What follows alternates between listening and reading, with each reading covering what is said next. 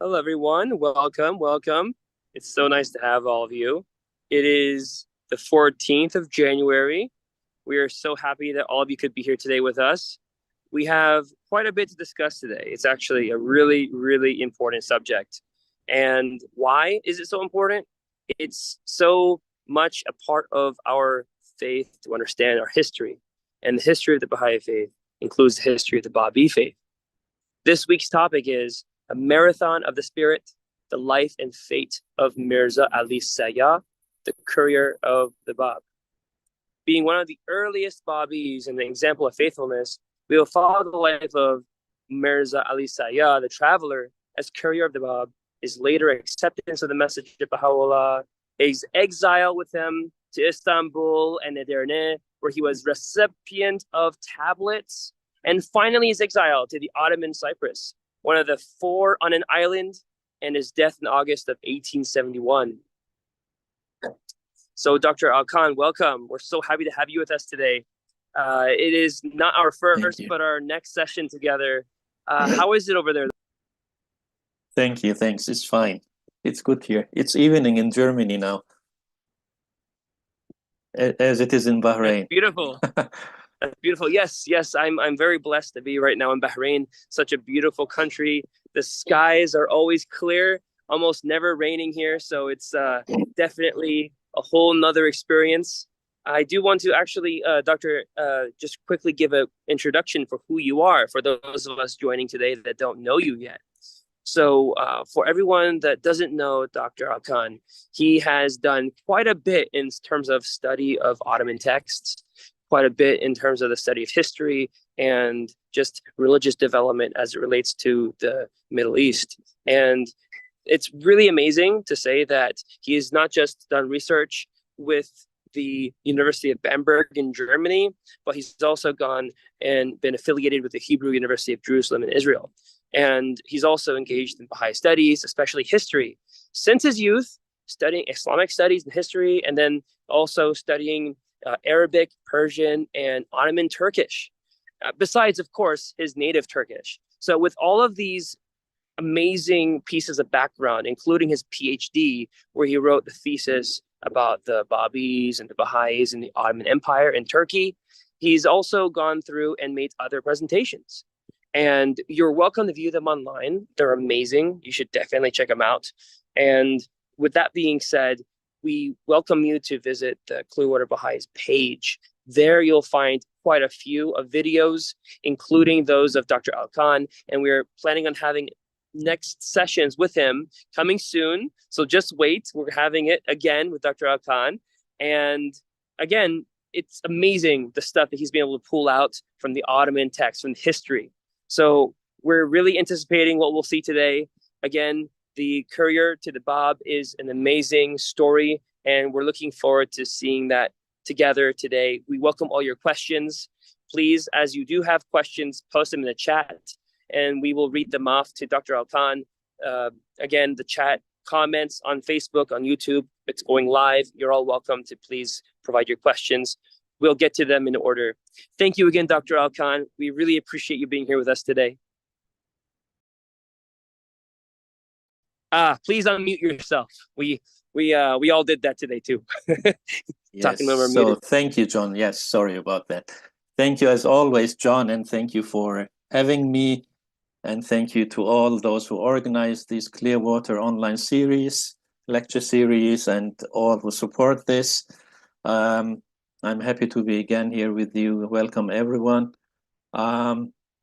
So today's topic, as John said, is about a very early believer, Mirza Ali Sayyáh, who was the courier of the Bab. Before I deal with the topic, let me just share with you so that you have an idea of what sources I used. Foremost is Nabil's narrative, The Dawnbreakers, and then we have Shoghi Effendi's God Passes By, Abdul Baha's Traveler's Narrative, translated by the famed Orientalist E.G. Brown, and then we have Abdul Baha's Memorials of the Faithful, and surprisingly, Sayyáh is not included there. I was always surprised why. I don't know why. In any case, other sources I use also Ottoman archives in Istanbul, a few about Sayyáh. And then we have some secondary literature, some Persian Baha'i literature. We have Arif Tahirzade's Revelation of Baha'u'llah, Volume 2, about Istanbul and Edirne. Of course, Hassan Balyuz's Baha'u'llah. And then we have a very excellent article by Mujan Momin, The Cyprus Exiles, which deals with the 4 Baha'is exiled to Cyprus. And then, last but not least, we have a wonderful book by Bahia Nakhjavani, daughter of Ali Nakhjavani. And the book is called 4 on an Island. And I will also refer to this book, especially because in this book, Bahia Nakhjavani, she gathered all the information that was available to her about the 4 exiled to Cyprus, together with Mírzá Yahya. But rather than being just a historical, factual outline, this book is about, in her own words, about the lives of the 4 Baha'is as metaphor. And then, her interpretation is of the 4 exiles is that they were not only 4 exiles, but symbolically the powers of the soul imprisoned within the self. It's a beautifully poetic treatment of the stories of these 4 Baha'is, inspired from her own experiences as pioneer in Cyprus many years ago. So the 4 Cyprus exiles are, I will also give some details, are Mishkin Kalam, the famed calligrapher, Baha'i calligrapher, who all of you know, and then we have Agha Abdul Ghaffar, who was a trader in the Ottoman Empire. We have Muhammad Baqir Qahveji, the coffee maker or tea maker of Baha'u'llah, whose photo is not here. And then, of course, Mírzá Ali Sayyáh, who's our main hero today. So these 4 were exiled to Cyprus together with Mírzá Yahya, and Baha'u'llah and the other followers and believers and his family, together with 2 or 3 followers of Mírzá Yahya, were exiled to Akka. So the first one exiled, the first of the 4 who was exiled to Cyprus is Muhammad Baqir Qahveji. Qahveji means the coffee maker, but basically was the tea maker in the household of Baha'u'llah. And in Mr. Tahirzade's Revelation, Volume 2, we have this short description of what it means to be a tea maker in those times. He says one of the essential features of life, and one which gave much pleasure, especially at gatherings, was the serving of tea. Not only was the quality important, but also the preparation needed great attention and skill. Tea was served in small glass cups. In order to enjoy its aroma, nothing would be added to it except lump sugar, which was broken off sugar cones. There were those who were expert tea makers. In Adrianople, it was Agha Muhammad Baqir Qahveji who made tea for Baha'u'llah and his companions. And we also know that this believer was, during the exile from Baghdad to Istanbul, he was accompanying Baha'u'llah and the others, and always he was the first one to wake up and to prepare the brazier, the samovar, and to cook tea for all of the exiles. The next one is Abdul Ghaffar of Esfahan, who was a trader. And in Abdul Baha's Memorials of the Faithful, we have a description about his life, where Abdul Baha says he was a highly perceptive individual who on commercial business had traveled about Asia Minor for many years. On the journey from Iraq to the great city, Constantinople, Abdul Ghaffar was a close and agreeable companion. He served as interpreter for the entire company, for he spoke excellent Turkish, a language in which none of the friends was proficient. The journey came peacefully to an end, and then in the great city he continued on as a companion and friend. The same was true in Adrianople, and also when, as one of the prisoners, he accompanied us to the city of Haifa. Here the oppressors determined to send him to Cyprus. He was terrified and shouted for help, for he longed to be with us in the most great prison. When they held him back by force from high up on the ship, he threw himself into the sea. This had no effect whatever on the brutal officers. After dragging him from the water, they held him prisoner on the ship, cruelly restraining him and carrying him away by force to Cyprus. And then Abdul Baha goes on, he was jailed in Famagusta, but one way or another managed to escape and hasten to Akka. Here, protecting himself from the malevolence of our oppressors, he changed his name to Abdullah. Sheltered within the loving kindness of Baha'u'llah, he passed his days at ease and happy. But when the world's great light had set, meaning when Baha'u'llah passed away, to shine on from the all-luminous horizon, Abdul Ghaffar was beside himself and a prey to anguish. He no longer had a home. He left for Damascus and spent some time there. Pent up in his sorrow, mourning by day and night, he grew weaker and weaker.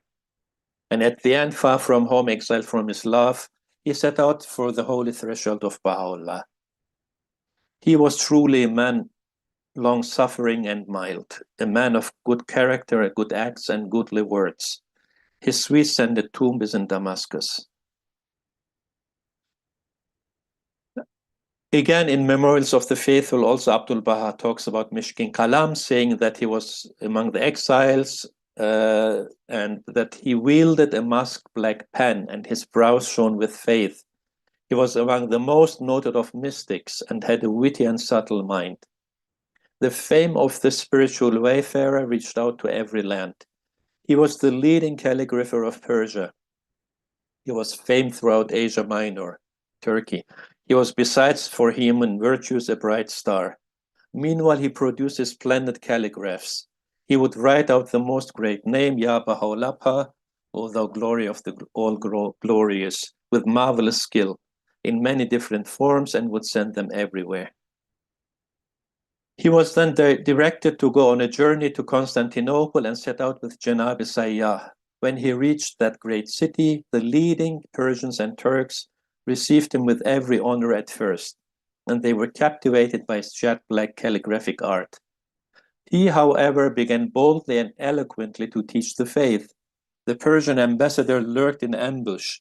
Betaking himself to the Sultan's viziers, he slandered Mishkin Kalam. As instructed by the ambassador, they carried reports to the prime minister, stating that the individual in question was stirring up mischief day and night, that he was a troublemaker, a rebel and a criminal. The result was they jailed him and sent him away to Gallipoli, where he joined our own company of victims.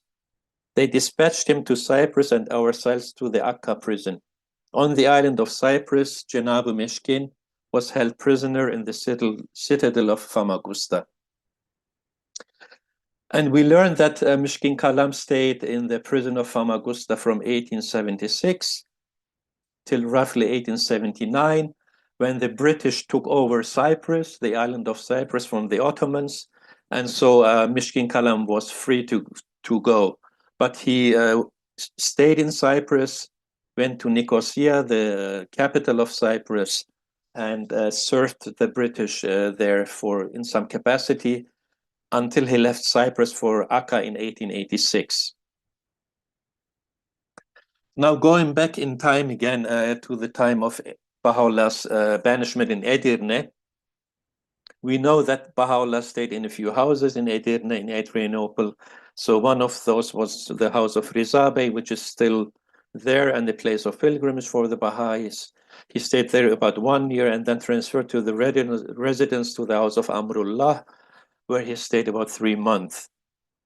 In almost every tablet revealed during this whole period in Edirne, Baha'u'llah refers to the unfaithfulness and perfidy of Mírzá Yahya, his half-brother, and the harm he inflicted upon the cause of God. You know this episode where Yahya poisons Baha'u'llah and writes to Istanbul letters full of lies about Baha'u'llah and so on. So he became an opponent of Baha'u'llah, and in this period in Edirne, Baha'u'llah revealed many tablets. He says there streamed forth in one day thousands of verses in Edirne. And some of the tablets in this period he addressed to Janabi Sayyáh, to Mírzá al-Sayyáh, in honor of him, like the one called Law Sayyáh, Tablet to Sayyáh. I will mention this later on. So, and then going back in another few years in time to the time when Mírzá al-Sayyáh became an early believer. And this is from Baha'i Nakhjavana's book, where she says Mírzá al-Sayyáh began his marathon of the spirit in the earliest days of the Bab's dispensation and discovered its end in the citadel of Famagusta, where he died on 4th of August, 1871.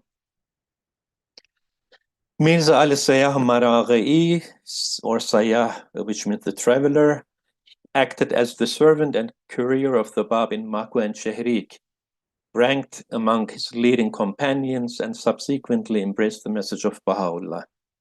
So he's really like a very early link to the Bab and also to the relationship of the Bab with Baha'u'llah.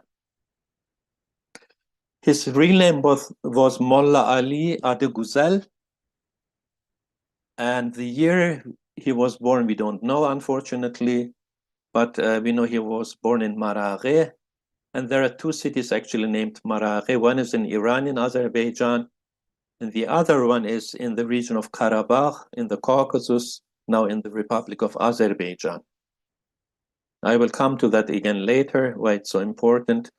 In his interrogation in Istanbul by the Ottomans in 1868, I will mention it again, he says that he is from Karabakh and was born in Maraghe. So if this is the case, if he was not born in Iran, but in Karabakh, like in the Caucasus, then he could be really the first believer in the Republic of Azerbaijan. So basically, Sayyáh was Azeri Turkish, a Turkish-speaking believer, and his name, Adeguzel in Turkish, means the good named. And Sayyáh, the title Sayyáh, the traveler, was given him by the Bab. In the very early days of the faith, Sayyáh attained the presence of the Bab, recognized his station, and was numbered among his followers.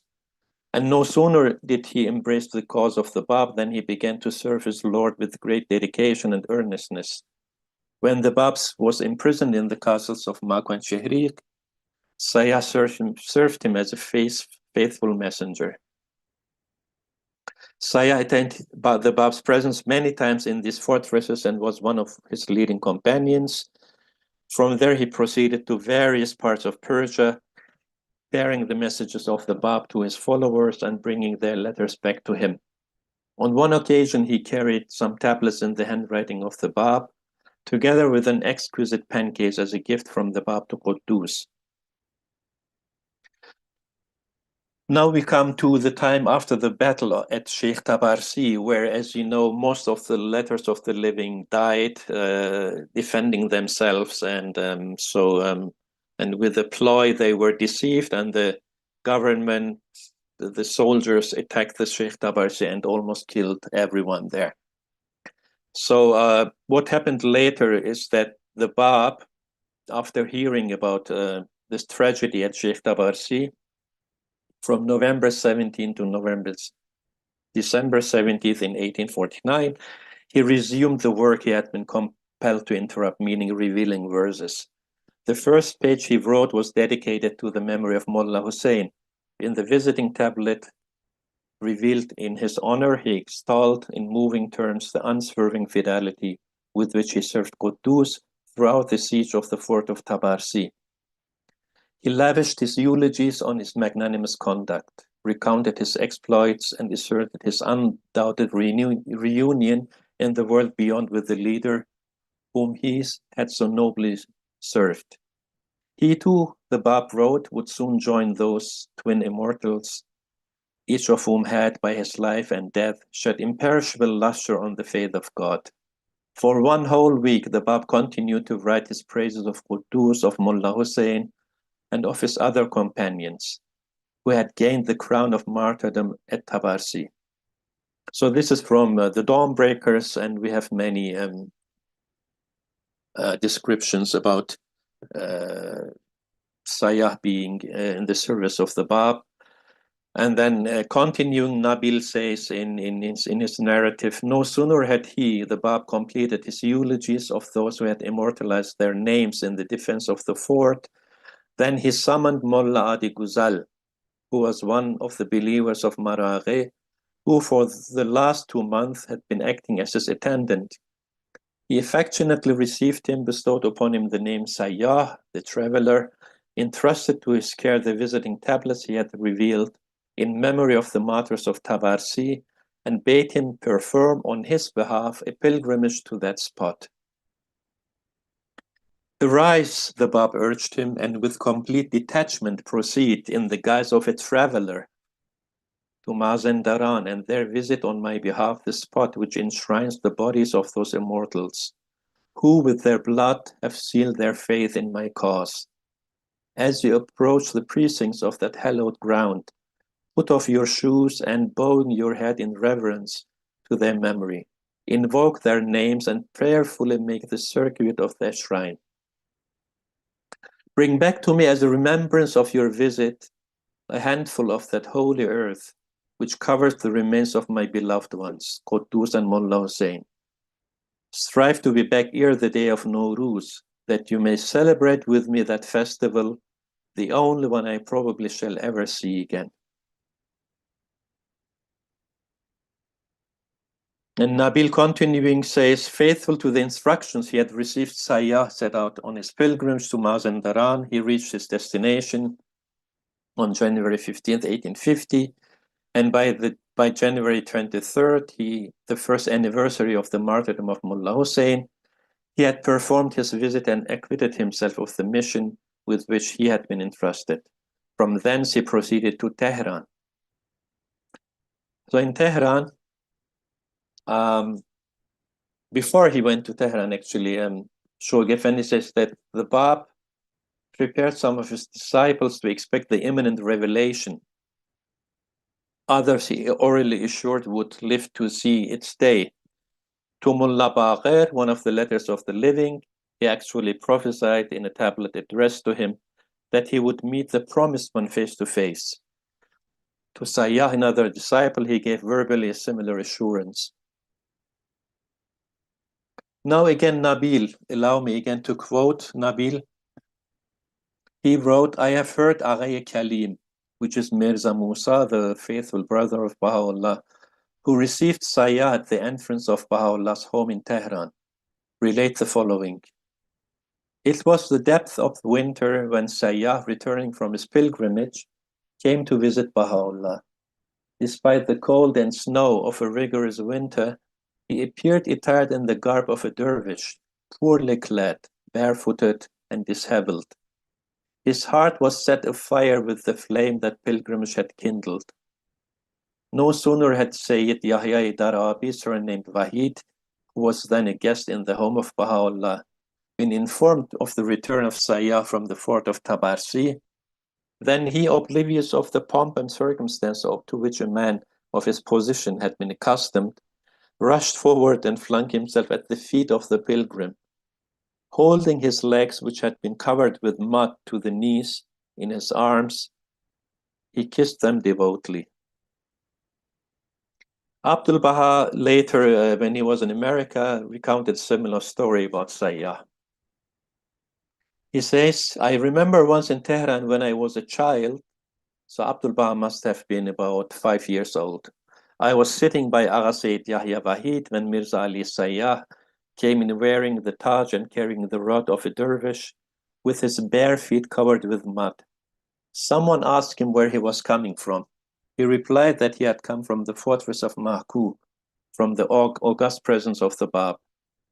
Wahid arose immediately and threw himself at the feet of Sayyáh.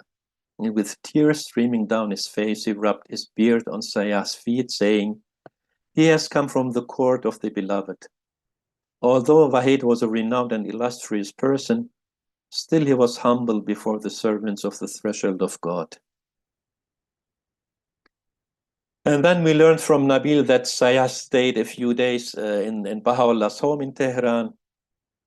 but he was unable to perceive, as did Wahid, the nature of that power which lay latent in his host.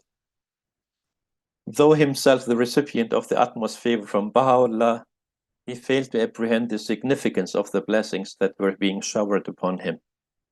So then Nabil says, I have heard him recount his experiences during his sojourn in Famagusta. So basically, later Nabil goes to Cyprus and meets Sayyáh and interviews him. And this is what Sayyáh tells him. Baha'u'llah overwhelmed me with his kindness.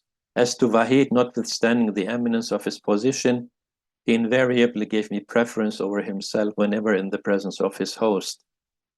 On the day of my arrival from Mazindaran, he went so far as to kiss my feet. I was amazed at the reception accorded me in that home. Though immersed in an ocean of bounty, I failed in those days to appreciate the position then occupied by Baha'u'llah. Nor was I able to suspect, however dimly, the nature of the mission he was destined to perform. And then I would like to refer to this book again, For on an Island by Bahia Nakhjavani, where she says that Sayyáh was given the bounty, not only of staying for some days in the home of Baha'u'llah in Tehran, but of carrying a message for him on his return to the Bab. Thus, without being aware of his own good fortune, he was briefly the means by which the twin manifestations of God communicated to each other on this brief occasion. The message, moreover, had an ironic significance in relation to his own fate, for it was dictated by Baha'u'llah to his half-brother Mírzá Yahya, and bore the signature of the letter. The Bab's reply to this very letter is what Nabil states was, quote, misconstrued as an evidence of the exaggerated claims which they, the people of the Bayan, have advanced in favor of their leader, meaning Yahya. Sayyáh therefore unwittingly becomes associated with the events which finally lead to the banishment of Yahya to Cyprus. It's a strange twist of fate that he should have been forced into that same exile. After the martyrdom of the Bab, we learn that Sayyáh stayed for a short while in Azerbaijan, and then he proceeded to Karbala in Ottoman Iraq, where he resided for about 12 years. And then, well, yes, in the course of his interrogation in Istanbul, he says that he stayed for 12 years in Karbala. And there also we learned that he married the daughter of an eminent disciple of the Bab, Sheikh Hassan Zunuzi. So he marries there and probably has children. And we learned that he was a firm and devoted believer at this time. And then we discover Sayyáh to have been among the radiant company gathered one night for a feast at the house of Baha'u'llah in Baghdad, sometime before his declaration, at which Abdul Baha, then a youth of 18, was the host. So after the meal tablets and prayers were chanted, the atmosphere was so charged with spirituality, so luminous with joy that it seemed a preparation for some mighty event. And it was then, according to Nabil, that the door opened without warning and Baha'u'llah entered with the greeting Allahu Akbar, meaning God is the greatest. Sayyáh, blessed among the rest, was anointed with rose water by Baha'u'llah and remained sleepless for the rest of the night, intoxicated with his presence. When Baha'u'llah arrived in Adrianople, Edirne, Sayyáh sought the presence of his Lord and devoted himself to his service.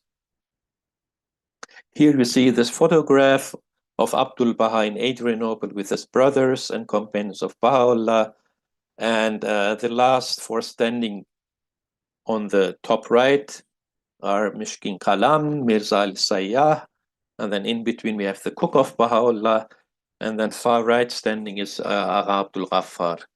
So three of them were exiled to Cyprus, as I mentioned, and I will mention again. And when Baha'u'llah was in Edirne, I referred to this briefly, This stay in Edirne was actually witness to the betrayal of the trust of the Bab by Mírzá Yahya, who called himself Sobhi Azal, the unfaithful brother of Baha'u'llah, and it shattered the unity and solidarity of the Babi community and brought in its wake untold sufferings to Baha'u'llah and his followers. So we need to know the story about the evil deeds of Yahya that caused much pain and anguish for Baha'u'llah and the community, also later in Akka. So almost immediately after the most great separation, meaning that Baha'u'llah had cut off Mírzá Yahya from the Babi community, and then actually also the greeting was changed from the Babi Allahu Akbar to Allahu Abha. So actually officially there was a Babi community and then the new Baha'i community. So in this time, Baha'u'llah revealed the weightiest tablets associated with his sojourn in Adrianople. And tablets of this period are, as I mentioned, for example, tablet to Sayyáh and the Surah of the Sorrows revealed in honor of Mírzá Ali Sayyáh. Now, in the tablet to Sayyáh, Baha'u'llah unveils the glory of his station, states that he is the ancient beauty, through whose command the whole of creation has come into being, affirms that mankind turns to him in adoration and clings to the hem of his bounty, even though it is unable to recognize him in this wondrous revelation. Baha'u'llah alludes also to the followers of the Bayan, to the Babis, who have denied and repudiated his cause, refers to them as the people of sedition and the company of Satan, reminds them that for many years he had associated with them, but had hidden his glory from their eyes so that none might recognize him. But they, the Babis, had risen up against him in great enmity, at least most of them. It was then that he unveiled the beauty of his countenance and shed the radiance of his face upon all creation. Baha'u'llah also declares that the days of tests have come. There are passages in this tablet which throw light on the severity of the tests which the believer encounters when he treads the path of faith. And this is also alluding to the Babis who would deny him later. And then we have this tablet of sorrows, which we have in a provisional translation, where Baha'u'llah, in the beginning of that tablet, addresses Sayyáh. He says, "O thou traveler, Sayyáh in the realm of divine unity, plunge into the ocean of grandeur that became manifest with my name, the most glorious, whereupon were launched the arks of eternal life, which were boarded by those servants who detached themselves from this world. O Ali, if thou gazest at my limbs, at all my limbs and members, at my heart and my breast, thou wilt find the marks of the bullets that struck the temple of God. Behold, the manifestation, meaning the Bab who preceded me, doth weep. And addresses thee, saying, O Ali, by God, the eternal truth, if thou wilt but look upon my heart and my breast, upon what is concealed within me and what is manifest, upon my internal state and my outward condition, thou wilt discover scars from the darts of rancor that struck my later manifestation." So here Baha'u'llah actually connects the sorrows, the trials of the Bab with his own sorrows and trials. And then, of course, when this mischief of Yahya was continuing in Edirne, we had also some rumors in Istanbul, filling the minds of the Ottoman authorities with fear about Baha'u'llah and the activities of the Baha'is. And Mírzá Ali Sayyáh, together with Mishkin Kalam and one another, they were sent to Istanbul to win the esteem and friendship of the Persian ambassador. Their zeal, perhaps, as we know from history, overstepped the boundaries of discretion, because if I may put brackets here, Baha'u'llah had forbidden to teach the cause in the Ottoman lands, actually. But Sayyáh and Mishkin Kalam, it seems, they were very bold and courageously sometimes unwisely in official circles, they taught the faith. And so they may have been among those referred to by the guardian of the faith as who aggravated an already acute situation. But whether due to their own outspokenness or the viciousness of their enemies, however, it was not long before they were detained and Mirza Ali Sayyáh found himself being interrogated. It seems significant that in the records remaining in these interrogations, the overriding impression one is left with is, paradoxically, the great wisdom, restraint, and circumspection of all those being questioned. If Sayyáh and Mishkin Kalam had been overzealous when they were free, they were certainly the epitome of discretion once they had been detained. And these images are actually the minutes of the interrogation in Istanbul. So these whole pages questioning 6 Baha'is and 1 follower of Mirza Yahya. As a result of this, the Ottoman Prime Minister, he succeeded in securing from Sultan Abdulaziz an imperial edict dated 26 July 1868, ordering Baha'u'llah's exile to the fortress of Akka and his life imprisonment within the walls of that prison city, as we know. And in the same edict, 5 others mentioned by name were to be exiled with him. They were the 2 faithful brothers of Baha'u'llah, Aghi Kelim and Mirza Muhammad Qoli, his faithful servant Darwish Sidq Ali, the Antichrist of the Baha'i revelation, who deceived Yahya, Sayyid Muhammad Isfahani, and his accomplice Aghajan Bey. Mirza Yahya was condemned to life imprisonment in Famagusta, Cyprus, as you all know, along with the 4 Baha'is I already mentioned. So Mishkin Kalam, Sayyáh, Kahveji, and Abdul Ghaffar. And this is a clipping from one of the Ottoman newspaper actually mentioning the exile of some Babis to Cyprus and Akka, dated 19th of August 1868. And then again coming to the book For on an Island, the author says little else has been recorded of the remaining 3 years of Sayyah's life, meaning the time his exile begins in Cyprus in 1868 until 1871, until he dies. There's nothing actually about him, almost nothing. And the last to have met him was Nabil, who heard him recount his experiences during his sojourn in Famagusta. And it seems fitting that that episode in exile among the Azalis should be referred to as a sojourn, a brief stay, before this runner rose again and sped onward to the worlds of light beyond.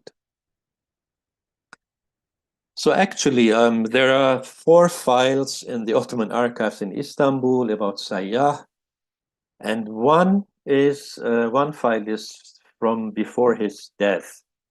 And this letter actually was written by himself in Turkish, dated 22nd of July 1871, asking the district governor of Famagusta to provide a daily allowance and a house for his poor family and 1 female servant who came from Baghdad, since he is imprisoned in the citadel and has no means to provide for them.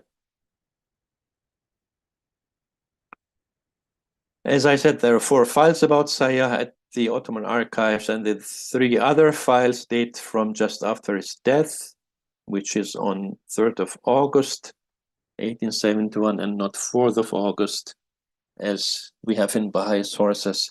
In any case, there are various official letters about what to do with Sayyah's family, and from Baha'i sources we learn that his family stayed in Cyprus after his death, and that Mishkin Kalam actually married Sayyah's widow Fatima and took care of her children as well.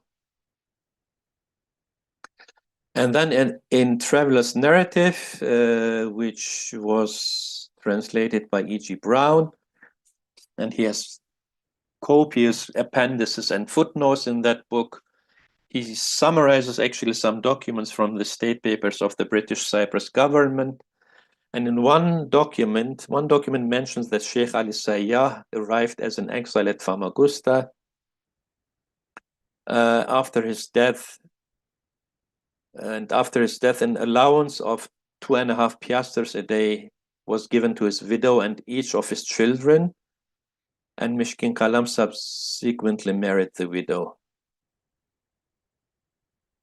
So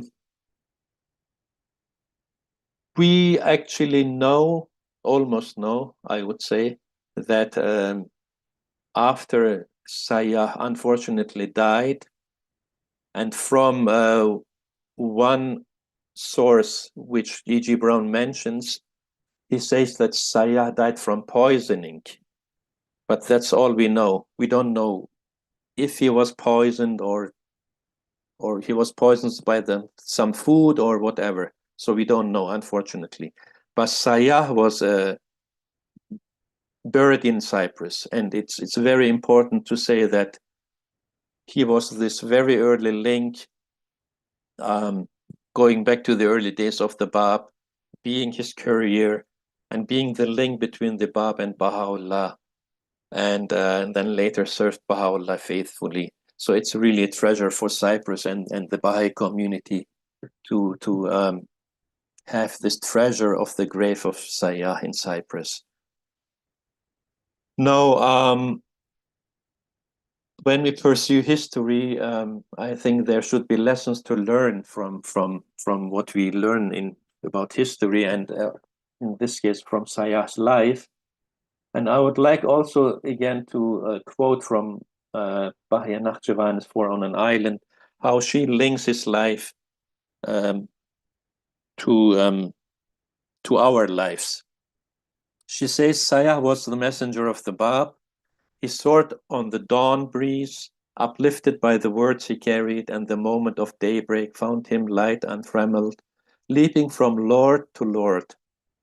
He trod the high paths of the mountain passes, fleet past brigand shadows, carrying a breath of life to the body of the believers, himself alive with the breeze of holiness laden with the love of his Lord.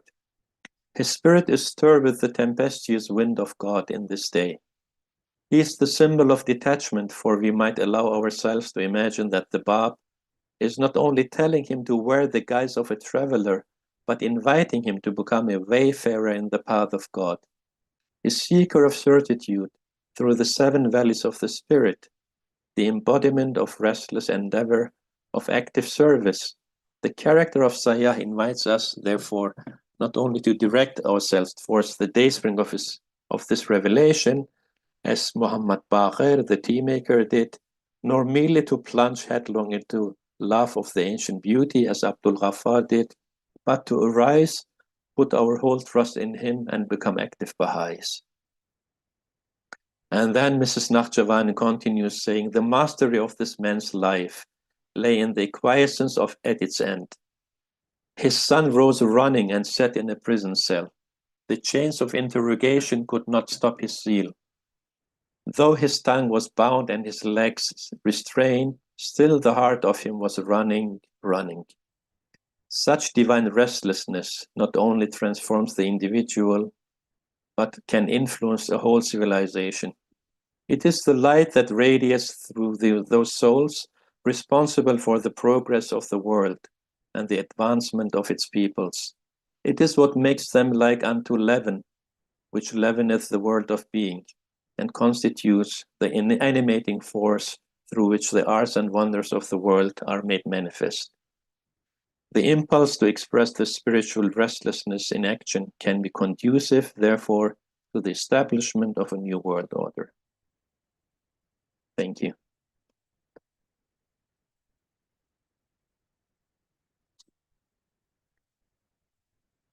So, if there are any questions. Thank you so much. Thank you so much for this beautiful presentation. There's one big question we got to ask. Yes. Is there more to be discovered, do you think, about our personage, Mr. Sayyáh? Is there anything more we can learn about him, you think? I hope so. As I mentioned in my earlier talks, the Ottoman archives is huge.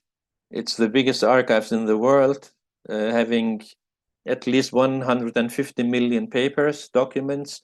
And so, and they're cataloging always new ones, digitizing. So hopefully, and nowadays for the last 5 to 10 years, probably, there's also the possibility to do it online for anywhere from your laptop. Just search for documents and hopefully also find new ones. And of course, others about Baha'i history. Thank you, John. So another question for you. The subject matter, and again, you pulled for some sources, including the Island Records. The subject matter, clearly, there could be more that we discover. What is it that you find most appealing of the current sources you found? Which source would one best be served finding a lot about this personage, Mr. Sayyáh? I mean, yes, it's Nabil's narrative, I guess, and the God passes by. So it's mostly Baha'i sources. And unfortunately, there's not much about him. As I said, we don't know much about his early life, when he was born, how he became a Babi, how he met the Bab. But he was, I didn't mention that he was actually in Iran and Azerbaijan. He was a student of a prominent other Babi, if I'm not wrong.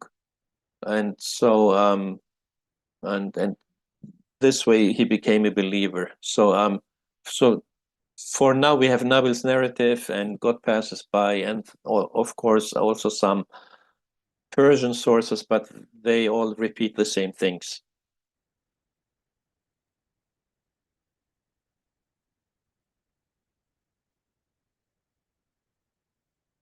Okay, beautiful. So, one question is about the fate of his family. Now, we understand that Mishkin Kalam, he weds the wife. Now, the wife and the children, the family, their destiny. Do we know much about that? What happened to them?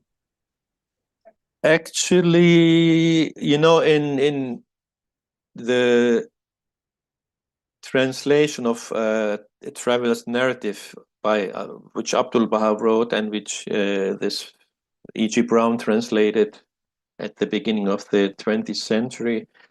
As I said, there are copious notes and explanations and other sources, appendices. And there E.G. Brown also says with all probability when Mishkin Kalam left Cyprus for Akka, the family of Sayyáh stayed in Cyprus. And I actually learned from Baha'i in Cyprus that she interviewed many years ago descendants of Sayyáh in Cyprus, who were of course Turkish by that time. So, but she received some information from them, and that also one of the great grandchildren went to London, and so it's a thing to be researched again, I think.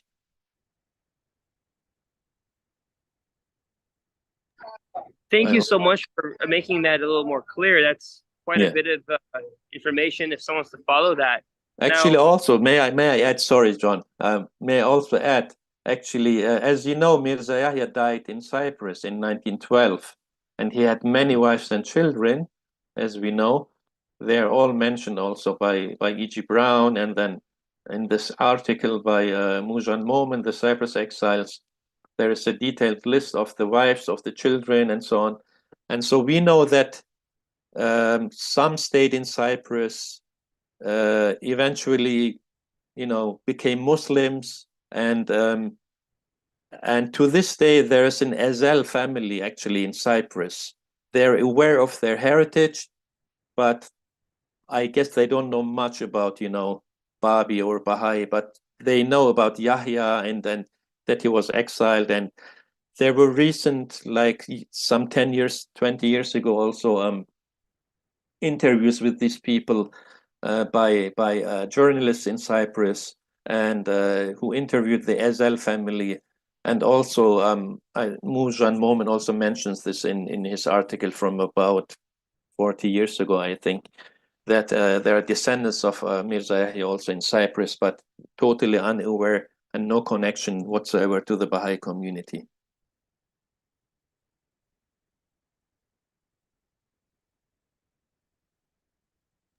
I'm taking a moment to let that sink in there. That's quite a bit of new information. So this information is readily available, as you mentioned, in some interviews that were made by Yes. various media outlets, correct? Yes, yes, Cyprus newspapers.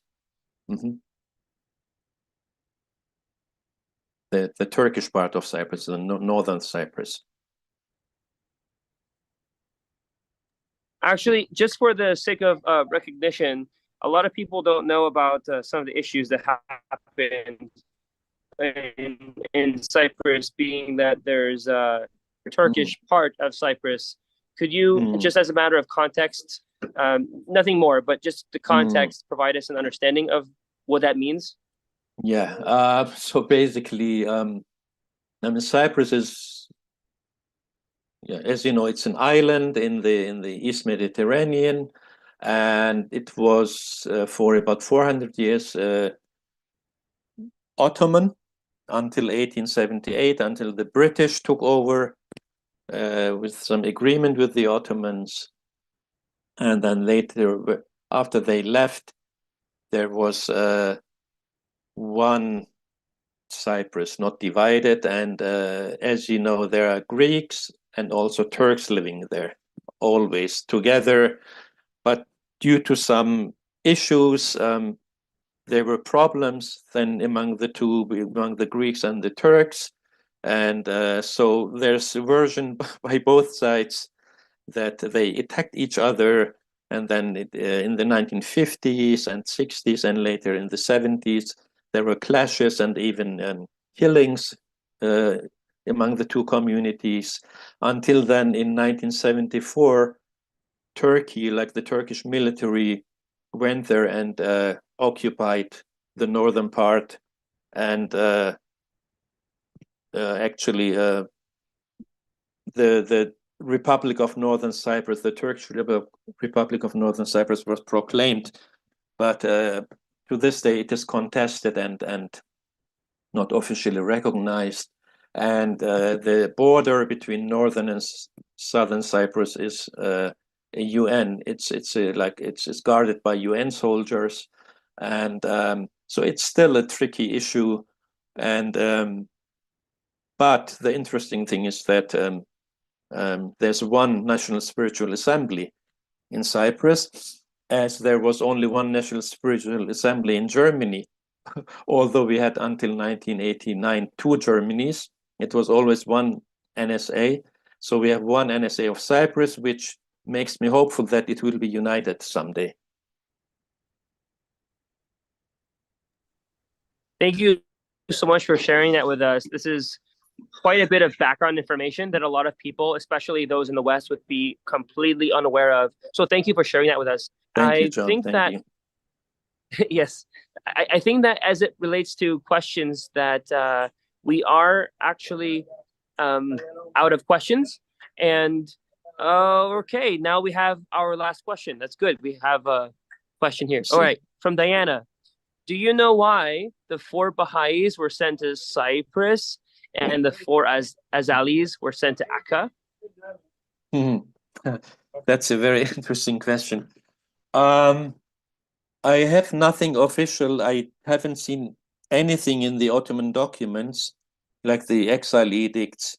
But my theory is that the Ottoman government wanted to create mischief, like among these two communities, like you know, divide and rule. You know, this policy of divide and rule. So you send some Azalis with the Baha'is to Akka, and then you send some Baha'is with the Azalis to Cyprus, and to keep this whole thing unbalanced. That's my guess. I really don't know. hopefully me or someone else will find the real answer. Well, yeah, that seems similar to some sources that I've read as well pertaining to the exile. So that's appreciated that the question was asked, and also that Dr. Al-Khan, you were able to provide that. It looks like as it relates to questions, that was about it. So we thank everyone who have asked questions.